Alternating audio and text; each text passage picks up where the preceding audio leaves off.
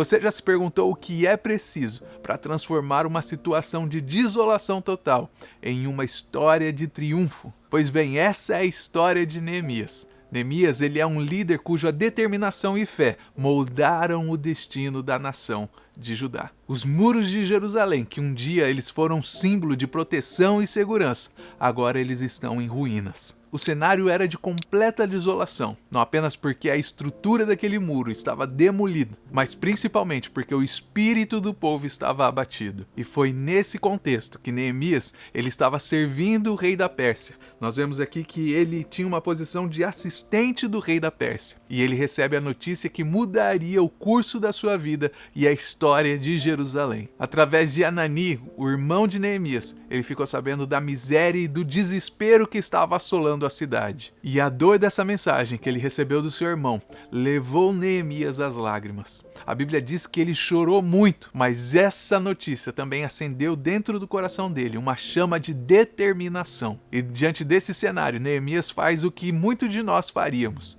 Ele vai buscar a Deus em oração. Ele vai buscar a direção e o consolo na presença do Senhor através da oração. Só que Neemias sabia que a fé sem a ação, ela seria morta. Então, assim, armado de coragem, levando consigo uma fé inabalável, Neemias viu-se diante do rei da Pérsia, de quem ele obteve permissão para poder liderar esses esforços de reconstrução dos muros de Jerusalém. Então, ele já com recursos, com o conhecimento e com uma missão divina, Neemias ele sai da Pérsia e ele começa a sua viagem em direção a Jerusalém. E então, ao chegar em Jerusalém, Neemias ele não se apressou. Ele manteve a calma e ele usou todo o tempo que ele precisaria, porque ele sabia que a reconstrução daqueles muros ia necessitar de um planejamento muito cuidadoso. Então, após esse período, avaliando os danos do muro e compreendendo a magnitude do serviço que ele deveria fazer, então Neemias, com o plano nas mãos, ele convocou o povo de Jerusalém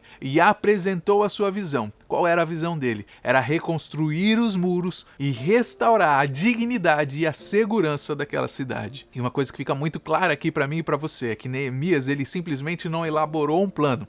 Ele fez um plano debaixo de oração.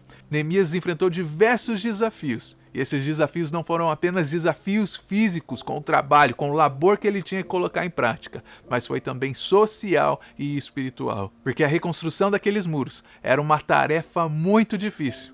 Porque ela exigia não apenas a habilidade e o recurso que eles tinham, mas também eles precisavam de um espírito de cooperação ali naquela comunidade. E eles precisavam colocar a fé em ação. E então Neemias implementou um sistema onde cada família ficava responsável por uma parte daquele muro. E isso acabou promovendo um senso de posse e de responsabilidade coletiva. E como sempre, a oposição ela veio feroz e implacável para aqueles trabalhadores. Ela veio na forma de Zambalate e Tobias e outros que ficavam zombando deles, tentando desanimar o povo. Só que Neemias manteve a sua fé firme em Deus. E a liderança dele, que era uma liderança inspiradora, acabou contagiando todos aqueles trabalhadores, todas aquelas famílias. E assim, contra todas as probabilidades, o Muro de Jerusalém ele ficou pronto em apenas 52 dias. E a conclusão desse projeto não foi apenas uma vitória arquitetônica para Jerusalém, mas foi o renascimento espiritual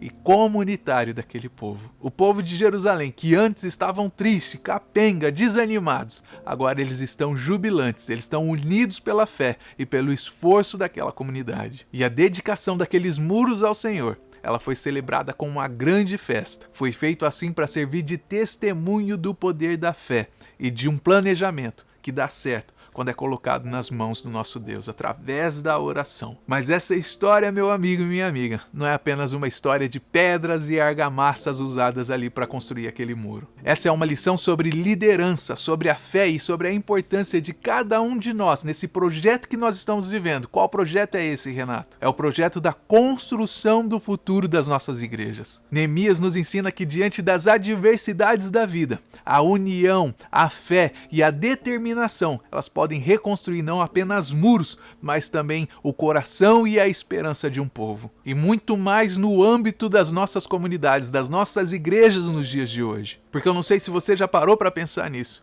mas se nós aplicarmos essa mesma metodologia de Neemias nas nossas igrejas, onde cada família fica responsável por alguma coisa dentro das igrejas, você já pensou como a nossa igreja seria? Isso eu tenho certeza que traria um senso de pertencimento, seria um senso comunitário dentro da igreja, que eu, na minha opinião, acredito que seja essencial.